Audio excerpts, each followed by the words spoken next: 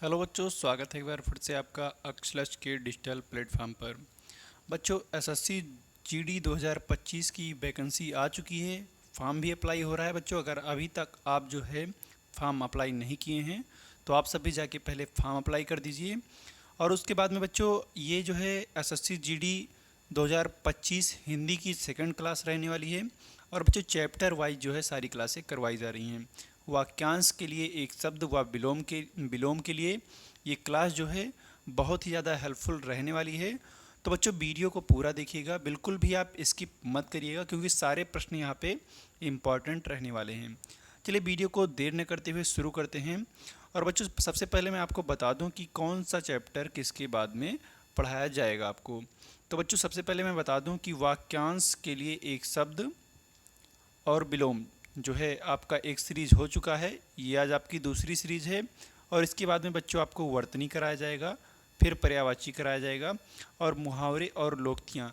ऐसे ऐसे करके आपके 13 चैप्टर हैं, और ये 13 चैप्टर जो है आपको कंप्लीट कराए जाएंगे। तो बच्चों, चलिए पहला प्रश्न लगाते हैं, और बिल्कुल आराम से आप सारे प्रश्न का उत्तर जो है देने का प्रयास करेंगे। बच्चों, पहला प्रश्न आपकी स्क्रीन पर लग चुका है। सारे प्रश्न का उत्तर जो है आप जरूर देंगे। और पहला प्रश्न है, जिसका जन्म जो है कन्या के गर्भ से हुआ हो उसको क्या कहेंगे। वाक्यांश के लिए एक शब्द है। 4 ऑप्शन आपकी स्क्रीन पर है, चारों में से कौन सा ऑप्शन सही होगा। जिसका जन्म कन्या के गर्भ से हुआ है। बच्चों, क्वेश्चन को 1 से 2 बार रिपीट करना है। मैं हर वीडियो में बताता हूँ आपको कि क्वेश्चन को 1 से 2 बार रिपीट करना है, जिससे कि क्वेश्चन आपको याद हो जाए और आपके दिमाग में बैठ जाए, लंबे समय तक आप क्वेश्चन को याद रख पाएँ। ठीक है बच्चों, जिसका जन्म कन्या के गर्भ से हुआ है उसको आप क्या कहेंगे, तो उसको आप कहेंगे कानीन जो है उसको आप कहते हैं। जिसका जन्म कन्या के गर्भ से हुआ हो उसको आप क्या कहेंगे, तो आप कहेंगे उसको आप कानीन कहेंगे। चलिए बच्चों, नेक्स्ट स्लाइड पर चलते हैं और अगला प्रश्न देखते हैं। बच्चों, अगला प्रश्न आपकी स्क्रीन पर लग चुका है। क्वेश्चन नंबर 2 है, समान रूप से ठंडा और गर्म के लिए एक शब्द क्या है। समान रूप से ठंडा और गर्म के लिए एक शब्द क्या रहने वाला है। तो बच्चों, आप कहेंगे ऑप्शन नंबर ए इसका राइट आंसर हो जाएगा। समशीतोष्ण इसका राइट आंसर हो जाएगा। चलिए बच्चों, नेक्स्ट क्वेश्चन की तरफ चलते हैं और अगला प्रश्न देखते हैं। बच्चों, अगला प्रश्न क्या कह रहा है, नियम विरुद्ध असामाजिक कार्य करने वालों की लिए जो है एक शब्द पूछ रहा है। नियम विरुद्ध या फिर असामाजिक कार्य जो करते हैं उनके लिए एक शब्द क्या रहने वाला है। 4 ऑप्शन आपकी स्क्रीन पर, कौन सा ऑप्शन सही होगा बच्चों, तो आप कहेंगे काली सूची जो है इसका राइट आंसर हो जाएगा। क्या हो जाएगा बच्चों, आप कहेंगे काली सूची जो है इसका राइट आंसर हो जाएगा। चलिए बच्चों, नेक्स्ट स्लाइड पर चलते हैं, अगला प्रश्न देखते हैं। बच्चों, सारे प्रश्न इंपॉर्टेंट है और आपके एग्जाम में पूछे जाने की संभावना है, तो इसीलिए एक भी प्रश्न को आप स्किप नहीं करेंगे और सारे प्रश्न का उत्तर देने का आप प्रयास करेंगे। बच्चों, क्वेश्चन क्या, 4 नंबर क्वेश्चन क्या कह रहा है, अकथनीय शब्द से क्या तात्पर्य है। अकथनीय शब्द से क्या तात्पर्य है। तो बच्चों, इसका राइट आंसर क्या होगा। पहला आप देखिए ऑप्शन क्या कह रहा है, जो बात वर्णन से परे हो, या फिर जो वाणी द्वारा व्यक्त किया जा सके, या फिर जिसे वाणी व्यक्त ना कर सके, या फिर ऑप्शन नंबर डी, जो वचन या वाणी द्वारा ना कहा जा सके। तो बच्चों, क्या कहेंगे आप इसका राइट आंसर, तो आप कहेंगे जो वचन या वाणी द्वारा ना कहा जा सके उसको क्या कहते हैं, तो उसको अकथनीय कहते हैं। ठीक है बच्चों। अच्छा बच्चों, यहाँ पे पहला वाला ऑप्शन देख लेते हैं, बहुत इंपॉर्टेंट है, कई बार पूछा गया है। जो बात वर्णन से परे हो उसको क्या कहते हैं, तो आप कहेंगे वर्णन तीत कहते हैं। वर्णन तीत कहते हैं। अगर बच्चों आपके यहाँ पे प्रश्न में परे लगा हो तो आप उसको उसके लास्ट में, आंसर के लास्ट में क्या लगा देंगे, तीत लगा देंगे। जैसे कि यहाँ पे लिखा है जो बात वर्णन से परे हो, तो आप कह देंगे वर्णन तीत। ठीक है बच्चों, चलिए नेक्स्ट स्लाइड पर चलते हैं और अगला प्रश्न देखते हैं। बच्चों, अगला प्रश्न आपकी स्क्रीन पर है। 5 नंबर प्रश्न क्या कह रहा है, दिए गए वाक्यों में से कौन सा वाक्य निर्भय शब्द के लिए उपयुक्त है। निर्भय शब्द के लिए इसमें से कौन सा शब्द जो है उपयुक्त है। ठीक है बच्चों, कौन सा वाक्य जो है उपयुक्त है। 4 ऑप्शन आपकी स्क्रीन पर, चारों में से कौन सा ऑप्शन सही होगा, राइट आंसर आप सब बताएंगे। बच्चों, पहला ऑप्शन क्या कह रहा है, जो किसी से ना डरे उसको क्या कहते हैं, तो आप कहेंगे उसको निडर कहते हैं। और ऑप्शन नंबर बी क्या कह रहा है, जिसे किसी का भय ना हो। जिसे किसी का भय ना हो उसको आप क्या कहेंगे, उसको आप निर्भय कहेंगे, जो कि इसका राइट आंसर हो जाएगा। इसका राइट आंसर क्या हो जाएगा बच्चों? तो आप कहेंगे जिसे किसी का भय ना हो उसे क्या कहते हैं? तो आप उसको क्या कहेंगे? उसे निर्भय कहेंगे। अच्छा बच्चों, लिखा है जो पुरुष कायर या कुत्सित हो उसको आप क्या कहेंगे? तो आप कहेंगे कायर पुरुष भी कह सकते हैं उसको। और इस पे ऑप्शन नंबर डी है जिसमें उत्साह ना हो उसको क्या कहेंगे? तो आप कहेंगे निरुत्साह उसको कहेंगे। ठीक है बच्चों, आप जो मैं वर्ड बोल रहा हूँ उन सारे वर्ड को बहुत ही अच्छे से सुनेंगे क्योंकि लिखने में थोड़ा सा दिक्कत है।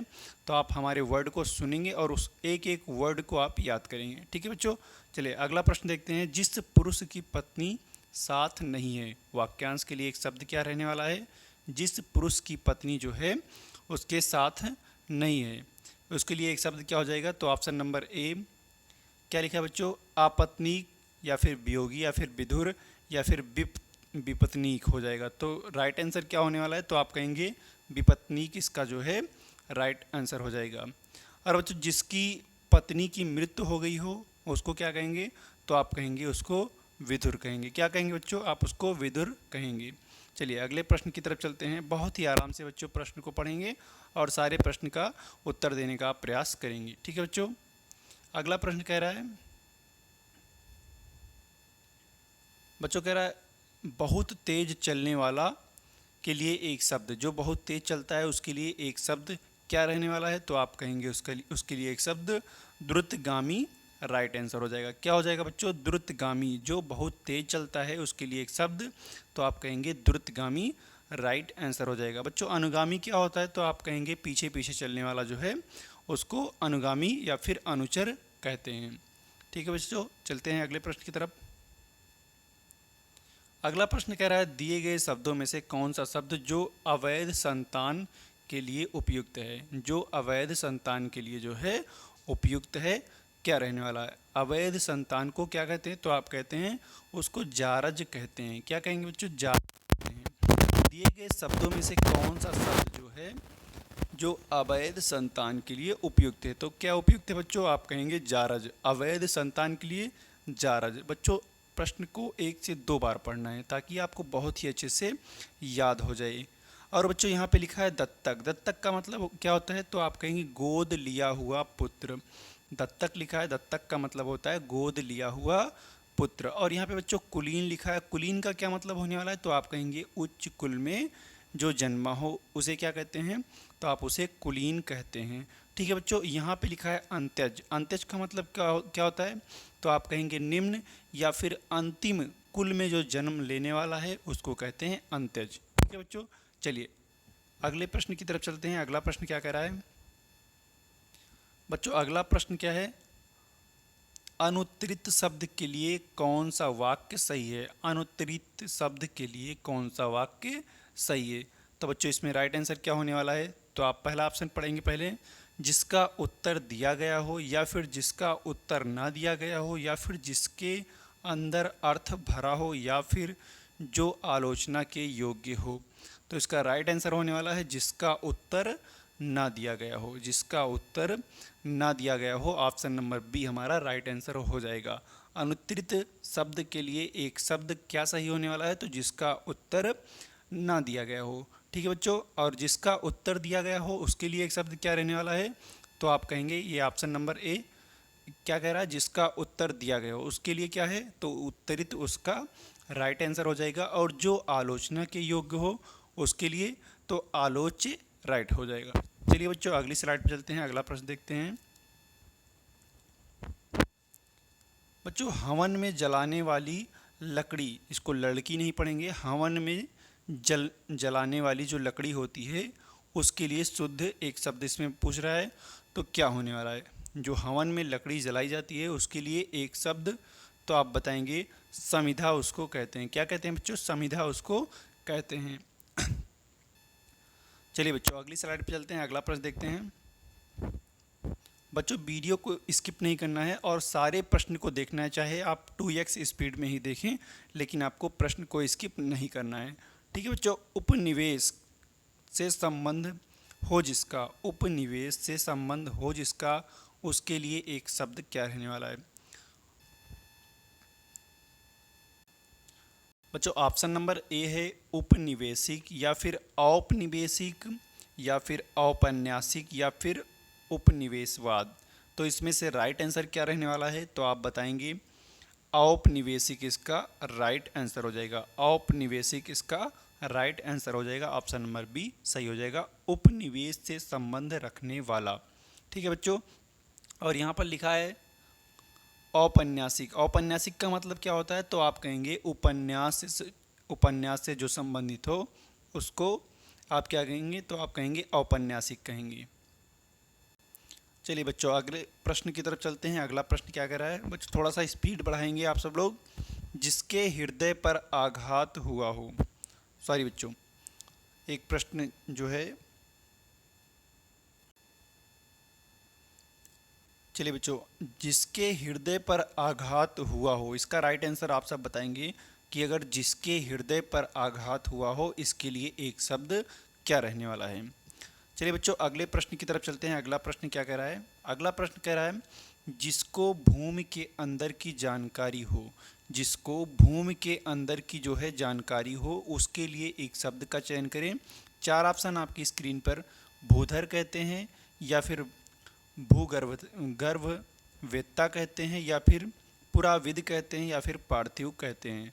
तो आप इसका राइट आंसर क्या बताने वाले हैं बच्चों, आप कहेंगे बच्चों भूगर्भवेत्ता कहते हैं उसको।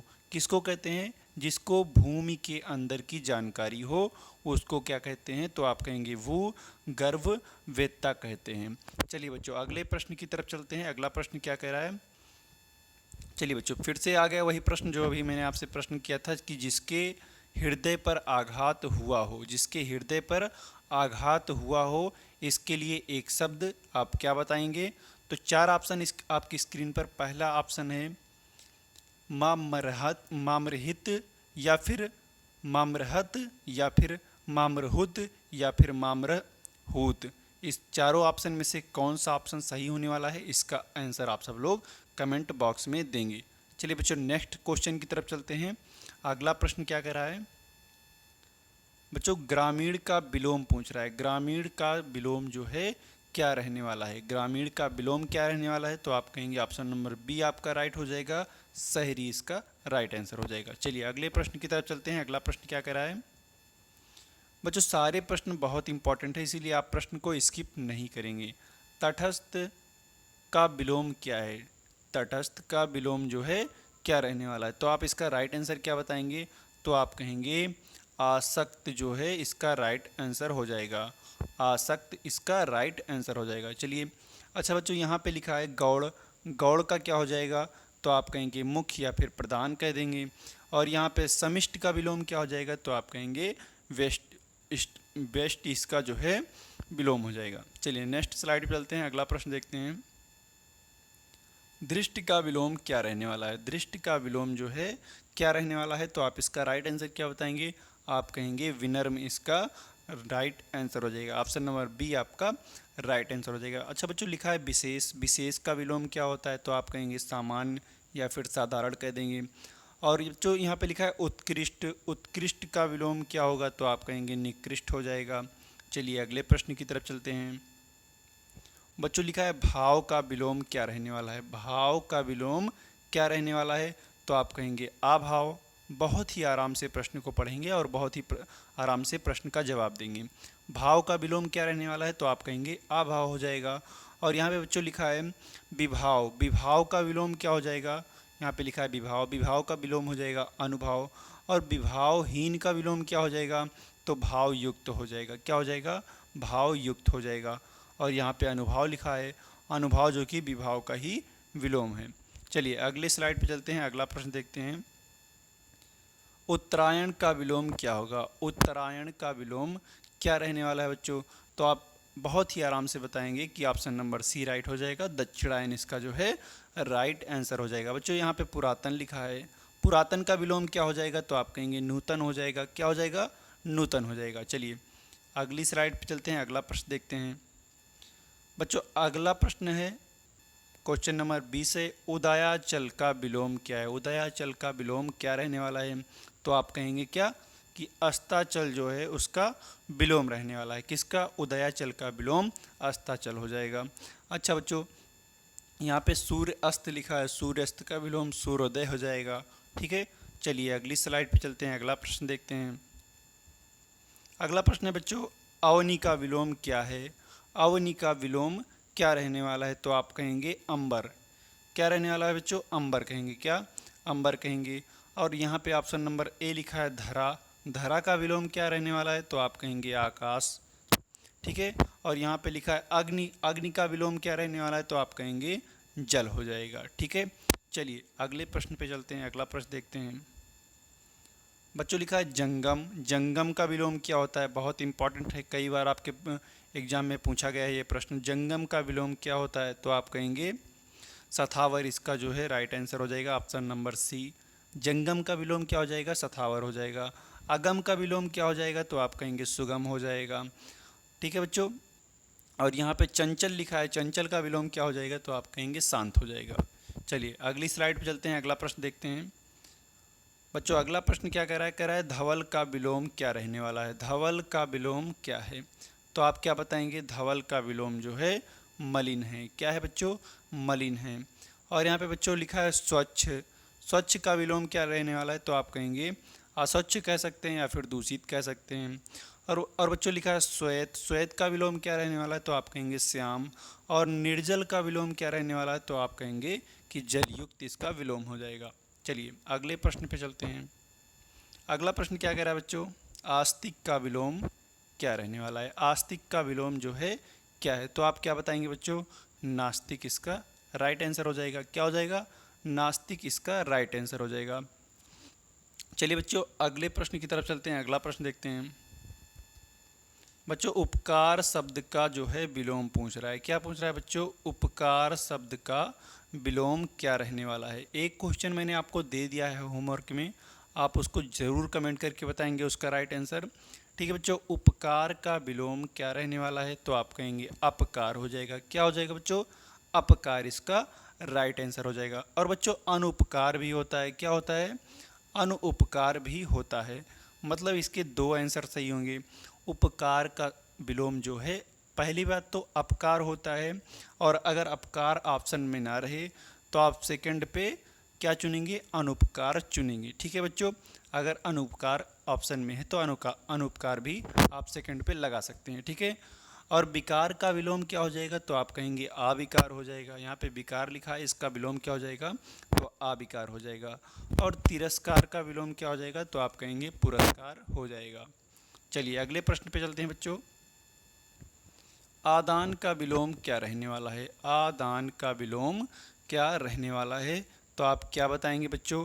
इसका भी राइट आंसर आप सब लोग बताएंगे कमेंट बॉक्स में। ठीक है बच्चों, वैसे ठीक है, आप इसका बताएंगे, आप इसका राइट आंसर जो है क्या बताएंगे आप कमेंट करेंगे। दो क्वेश्चन हो गया आपके लिए होमवर्क, बहुत ही ईजी है, आप बता सकते हैं वैसे भी, लेकिन इसका आंसर आप बताएंगे। चलिए अगली स्लाइड पर चलते हैं, अगला प्रश्न देखते हैं।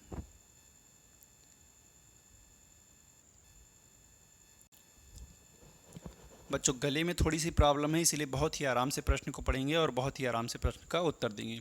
ठीक है, अधोगामी शब्द का विलोम क्या रहने वाला है? अधोगामी शब्द का जो है विलोम क्या रहने वाला है? तो आप क्या बताएंगे? आप कहेंगे ऊर्ध्वगामी। ऊर्ध्वगामी इसका राइट आंसर होने वाला है। क्या बच्चों? ऊर्ध्वगामी इसका राइट आंसर होने वाला है। क्या हो जाएगा बच्चों?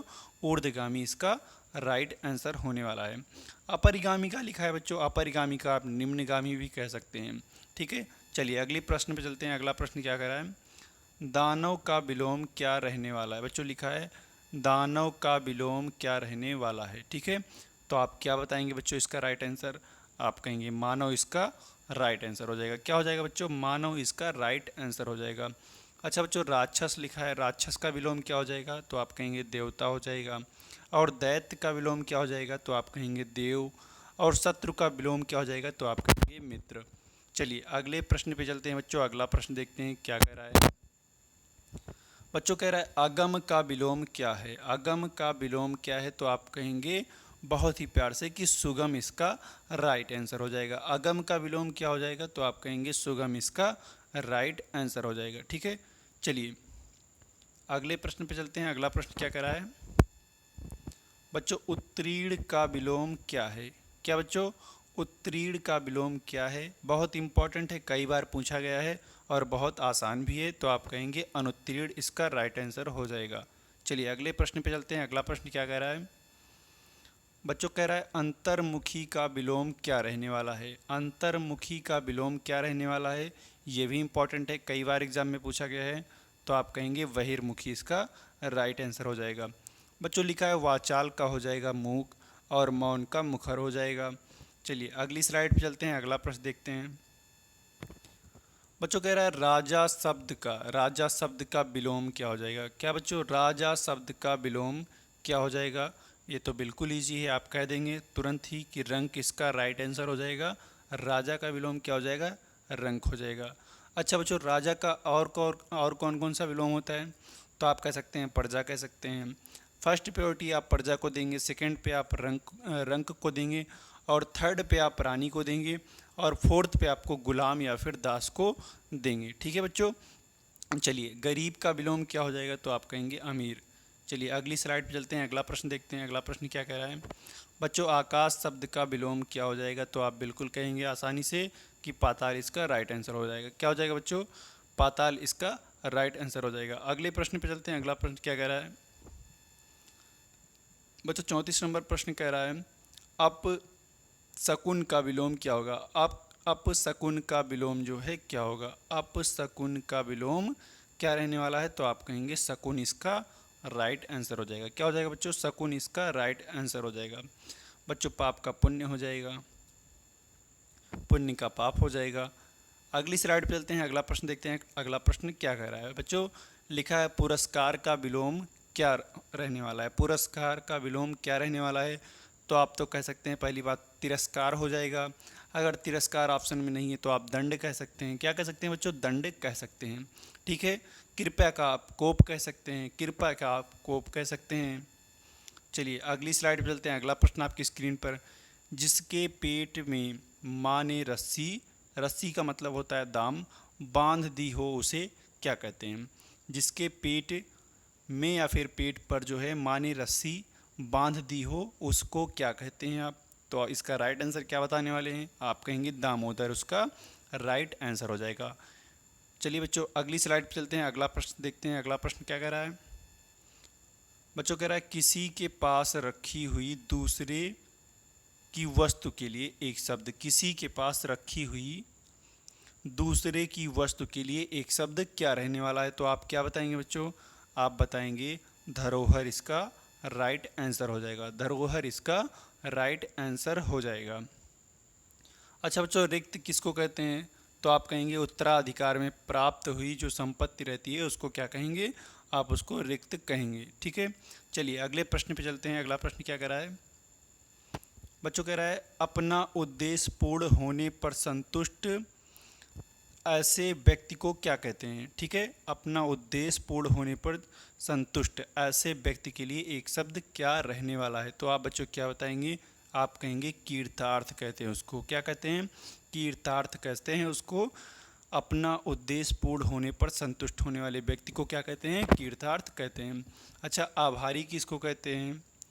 जो आभार माने, जो आभार माने उसको कहते हैं आभारी। ठीक है बच्चों। जो किए हुए उपकार को मानता हो उसके लिए क्या होगा? तो आप कहेंगे कृतज्ञ होगा। क्या होगा? जो किए हुए उपकार को मानता है उसको क्या कहते हैं? तो आप कहेंगे कृतज्ञ कहते हैं।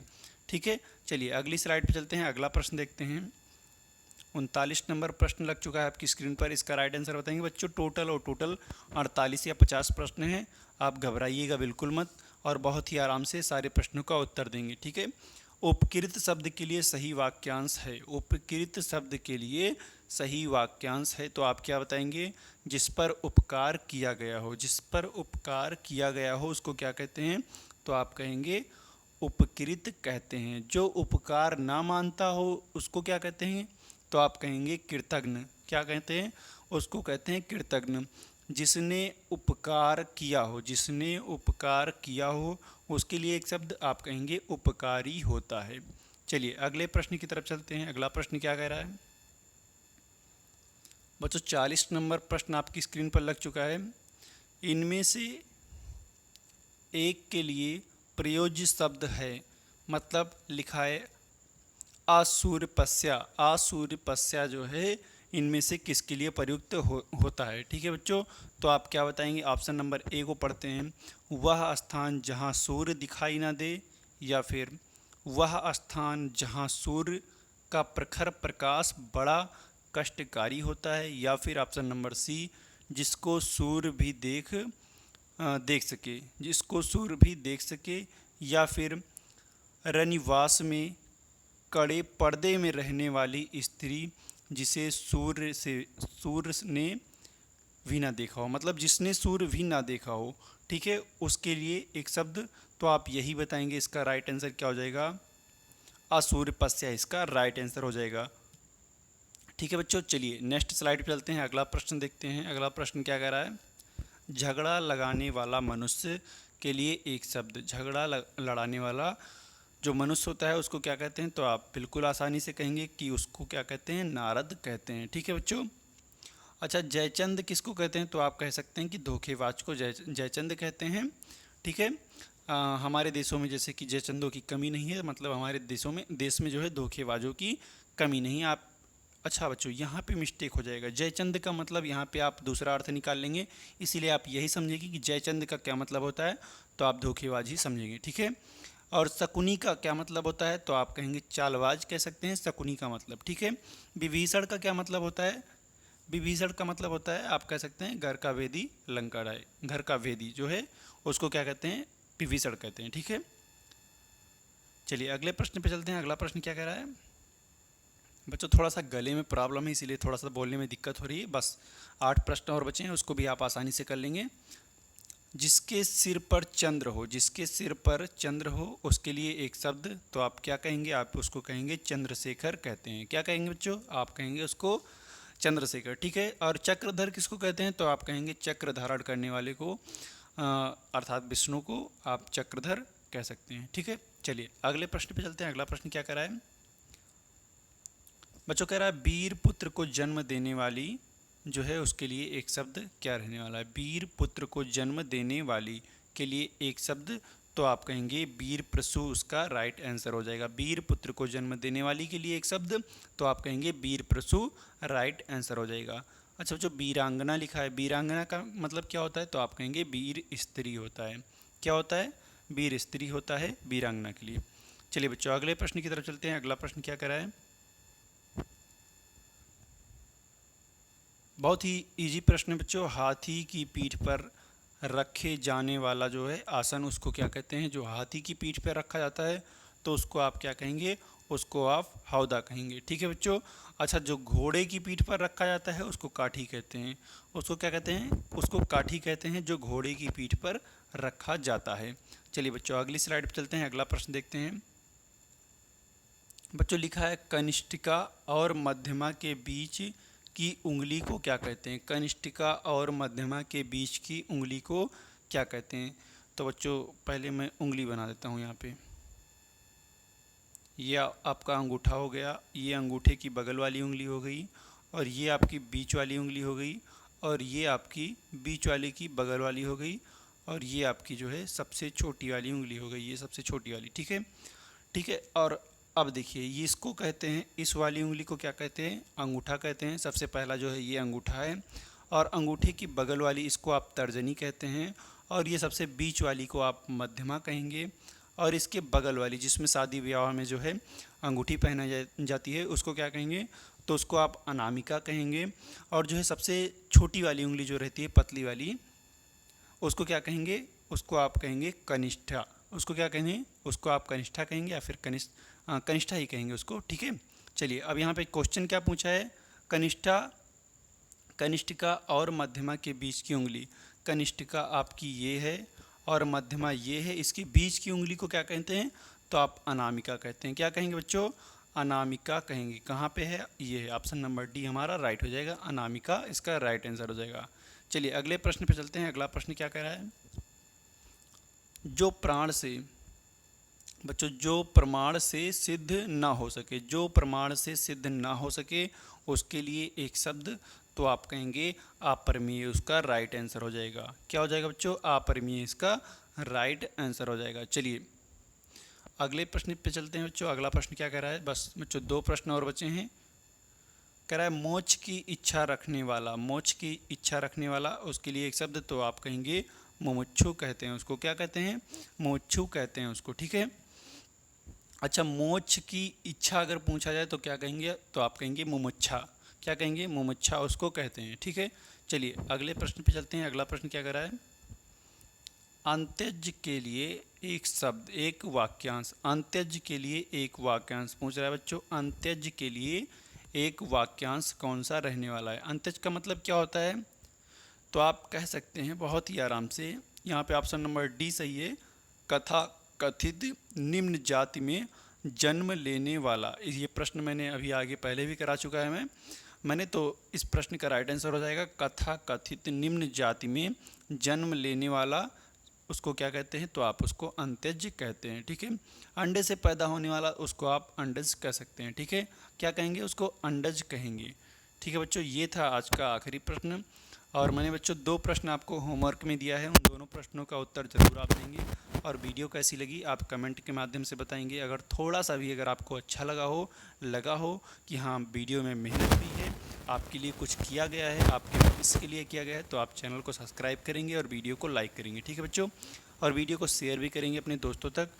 और बच्चों कल की स्लाइड में क्या रहने वाला है, तो मैंने भी शुरुआत में बता ही दिया है कि कल की स्लाइड में क्या रहने वाला है, वर्तनी रहने वाला है, ठीक है। कल जो है आपका एक नया चैप्टर स्टार्ट होगा, वर्तनी।